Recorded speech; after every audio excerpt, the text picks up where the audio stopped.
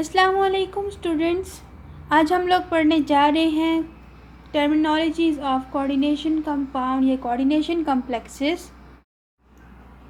पिछली वीडियो में हमने इसकी 3 टर्मिनोलॉजीज़ पढ़ी थी, जिसमें लिगेंड आता था। लिगेंड में मोनोडेंटेट थे, मल्टीडेंटेट थे, बाइडेंटेट एंड ट्राई टेट्राहेक्सा पॉलीडेंटेट तक थे, वो भी हमने पढ़े थे। और मेटल आयन पढ़ा था और हम लोगों ने पढ़ा था कम्प्लेक्स आयन, ठीक है। सेंट्रल मेटल पढ़ा था और कम्प्लेक्स आयन, ठीक है।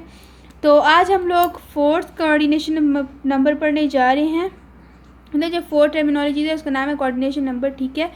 तो अगर आप मेरे चैनल पर नए हैं या फिर आपने इससे पहले मेरा चैनल सब्सक्राइब नहीं किया तो काइंडली चैनल सब्सक्राइब कर दें, साथ ही साथ बेल आइकन को भी प्रेस कर दें ताकि आपको मेरे चैनल की न्यू अपडेट्स रिसीव होती रहें।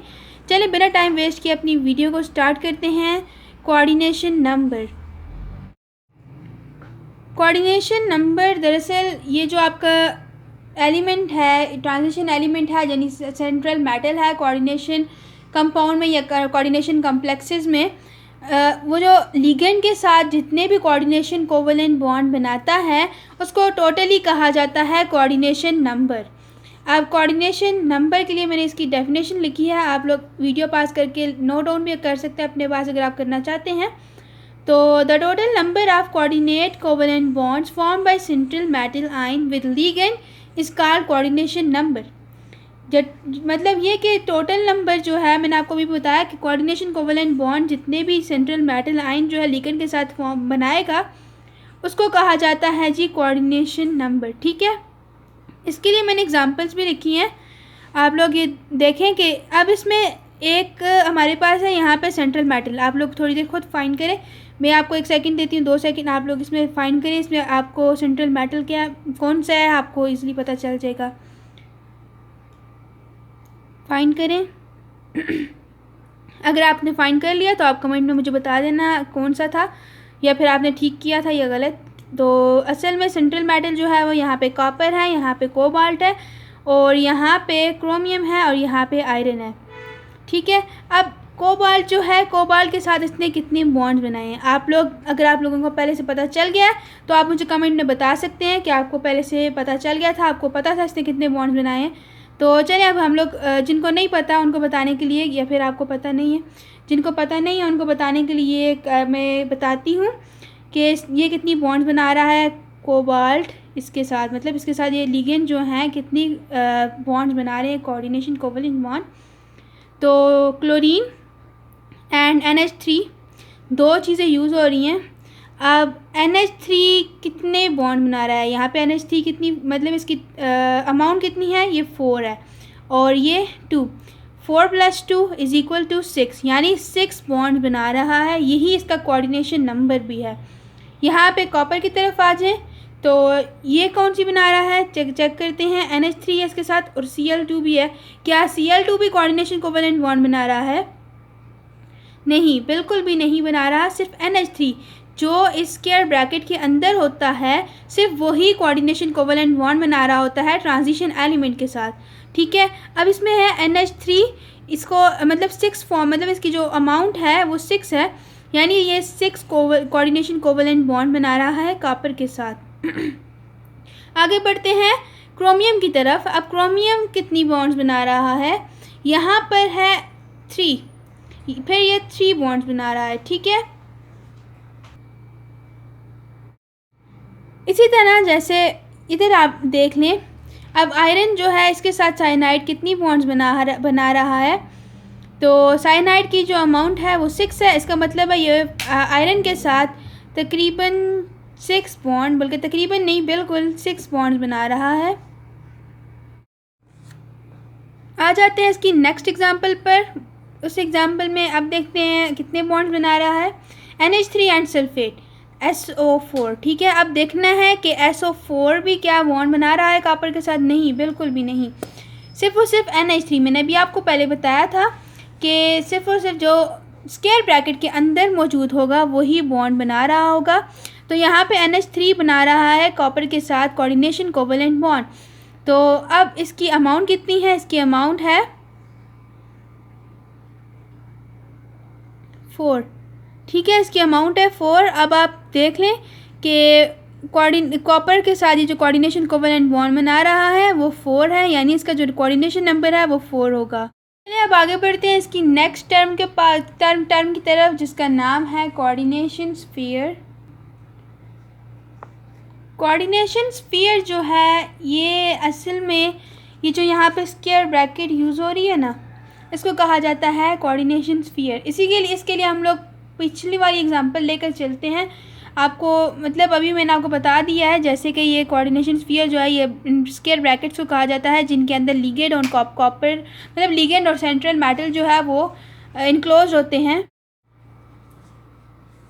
जिसके अंदर सेंट्रल मेटल और लिगेंड जब इनक्लोज होते हैं ना, उसके इर्द गिर्द स्क्वायर ब्रैकेट लगाई जाती है। स्क्वायर ब्रैकेट को कहा जाता है कोऑर्डिनेशन स्फीयर। तो हम लोग पिछले वाली ही लेकर चलते हैं एग्जांपल्स, तो उससे आपको इजीली क्लियर हो जाएगा। वैसे तो आपको क्लियर हो गया होगा क्योंकि ये बहुत छोटी सी बात है।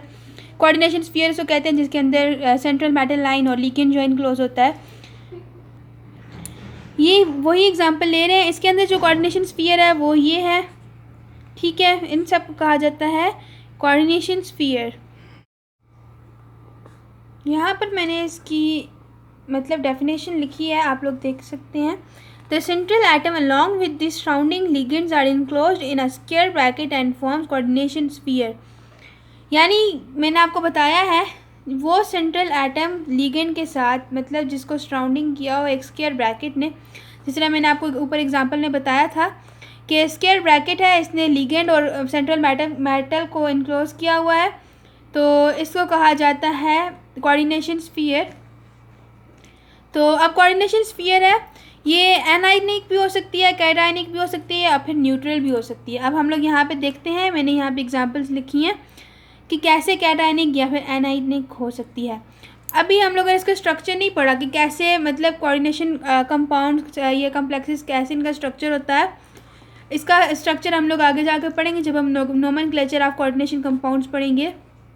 लेकिन अभी मैं आपको बता देती हूँ कि इस साइड पे लिगेंड की मतलब आपका जो कोऑर्डिनेशन स्फीयर है इसकी राइट साइड पर हमेशा कैटाइन होता है और लेफ़्ट साइड पर हमेशा एनाइन होता है, जैसे यहाँ पे एनाइन है।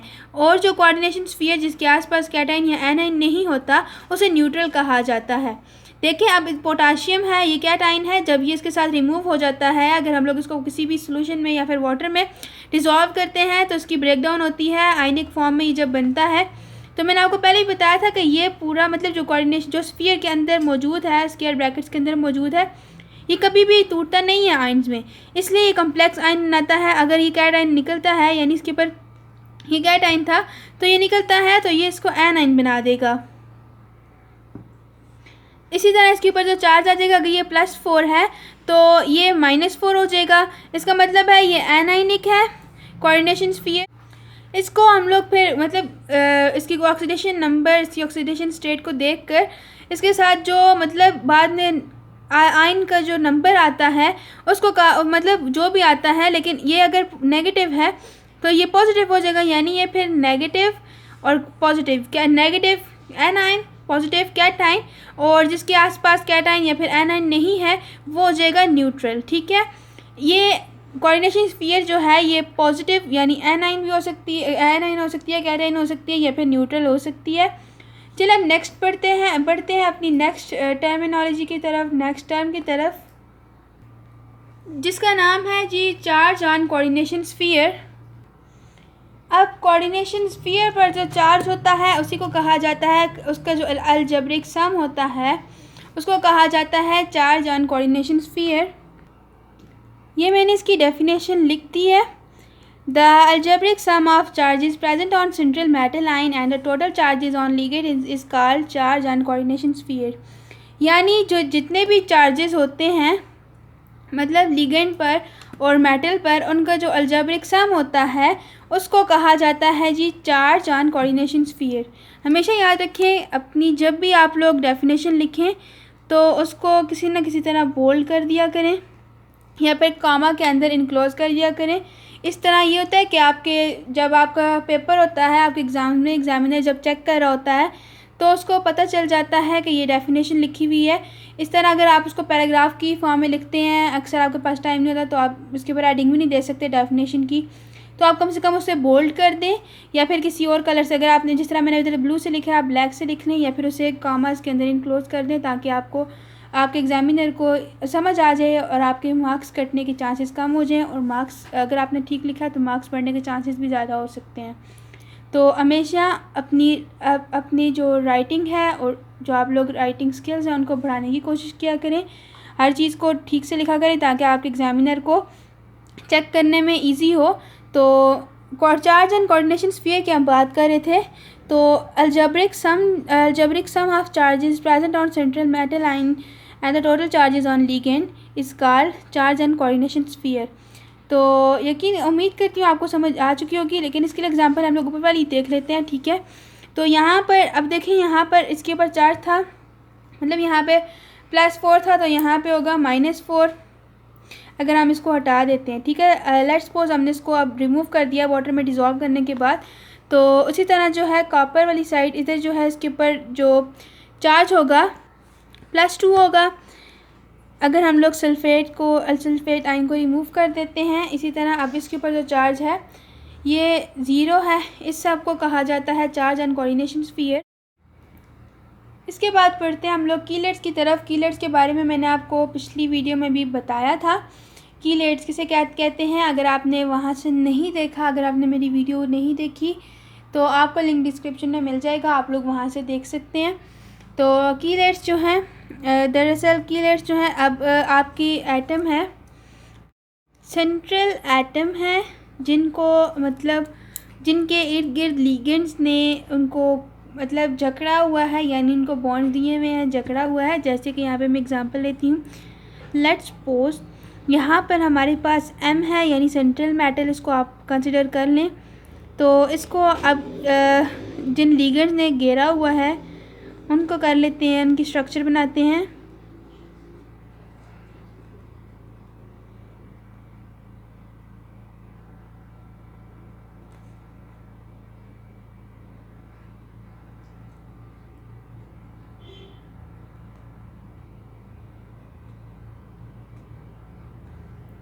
अब देखें इसमें इन्होंने मतलब इन सब लिगेंड्स जो हैं इन्होंने सेंट्रल मेटल को जिस तरह इन्होंने घेरा हुआ है, एक मतलब पंजे की तरह जकड़ा हुआ है।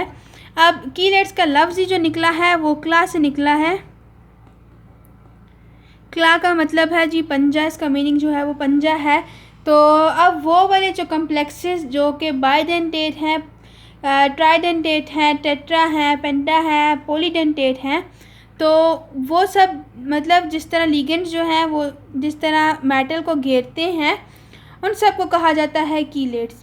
तो आप इसकी जो सिंपल सी जो डेफिनेशन है आप वो भी बना सकते हैं, अगर आपको दूसरी डेफिनेशन नहीं याद होती तो। Those complexes which have bidentate, tri, tetra, polydentate are polydentate, ठीक है। Polydentate are called कीलेट्स।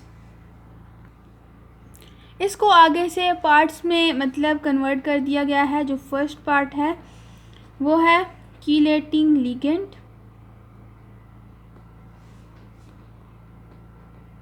Chelating ligand. जो नेक्स्ट आ जाता है chelate, third one is chelating agent, और लास्ट वन इज़ कीलेशन, ठीक है।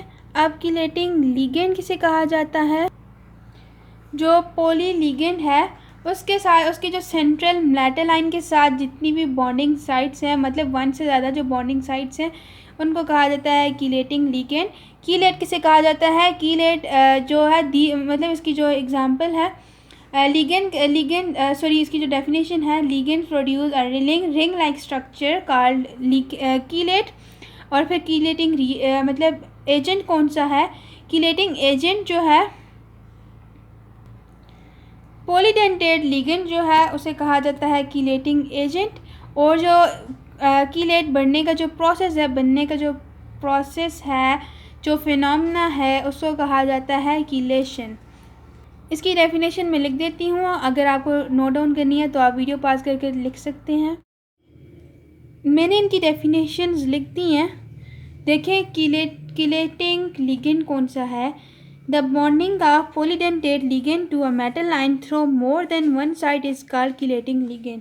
वही बात होगी जो कि मतलब लिगेंड को, मेटल आयन को या फिर पॉलीडेंटेट लिगेंड को जो मोर देन वन साइड देता है, डेढ़ से मतलब एक मोनोडेंटेट के अलावा जितने भी डेंटेट लिगेंड्स हैं उनको कहा जाता है कीलेटिंग लिगेंड। उसके बाद आ जाता है कीलेट। अब कीलेट किसे कहते हैं? इन्हीं लिगेंड्स को, these ligands produce a ring like structure is called chelate.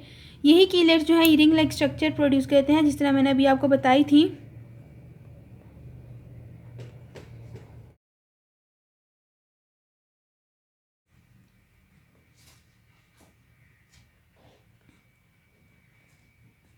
देखिए अब ये रिंग लाइक स्ट्रक्चर है और इसको कहा जाता है कीलेट। आ जाते हैं कीलेटिंग एजेंट पर।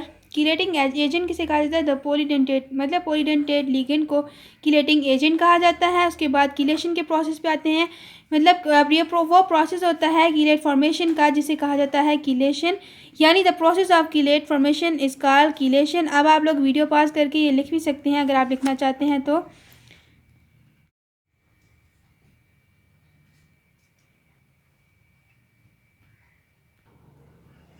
आज के लिए बस इतना ही। मिलते हैं नेक्स्ट वीडियो में। तब तक के लिए अपना बहुत सारा ख्याल रखिएगा, मुझे दुआ में याद रखिएगा। और अगर आपने चैनल पहले सब्सक्राइब नहीं किया तो मेरा चैनल भी सब्सक्राइब करते जाना, क्योंकि मैं आप लोगों के लिए ऐसी ही वीडियोस अपलोड करती रहूँगी। तो मिलते हैं नेक्स्ट वीडियो में, तब तक के लिए अल्लाह हाफ़िज़।